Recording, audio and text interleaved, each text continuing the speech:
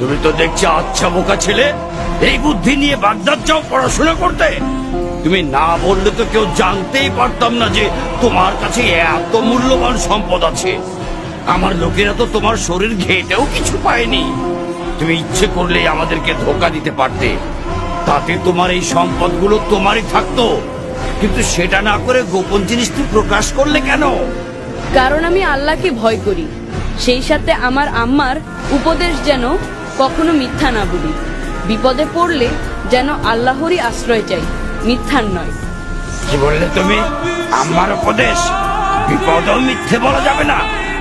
না, কারণ আল্লাহ যদি ইচ্ছা না করেন তাহলে মিথ্যা বলেও আমি রেহাই পাব না।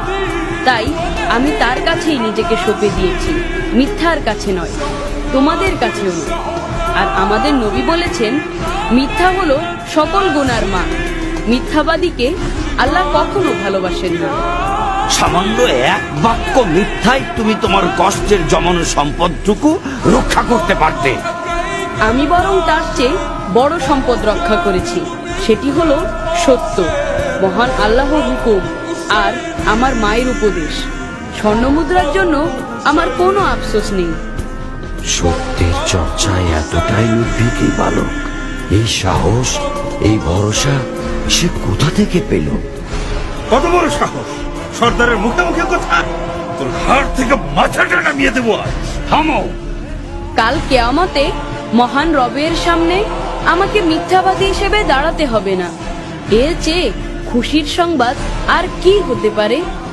এই বালক মায়ের কথার অবাধ্য হচ্ছে না, আর আমি আল্লাহর অবাধ্যতাকে পেশা বানিয়ে নিয়েছি। আই খোদা, কি হবে আমার পরিণতি? আমাকেও তো একদিন মরতে হবে।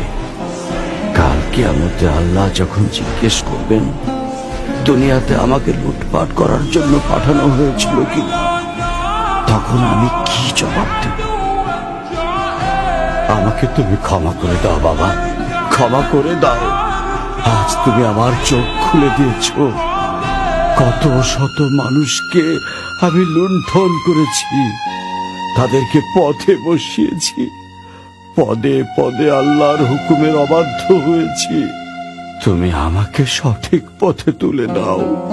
সঠিক পথে তুলে নেবেন আল্লাহ, ক্ষমাও করবেন আল্লাহ। আপনি শুধু তার কাছে তওবা করুন আর প্রতিজ্ঞা করুন যে ভবিষ্যতে কোনো দিন আল্লাহর অবাধ্য হবেন না, ডাকাতি করবেন না, লুটতরাজ করবেন না। এই আমি তওবা করছি, আর কোনোদিন পাপ কাজে নিজেকে নিয়োজিত করব না।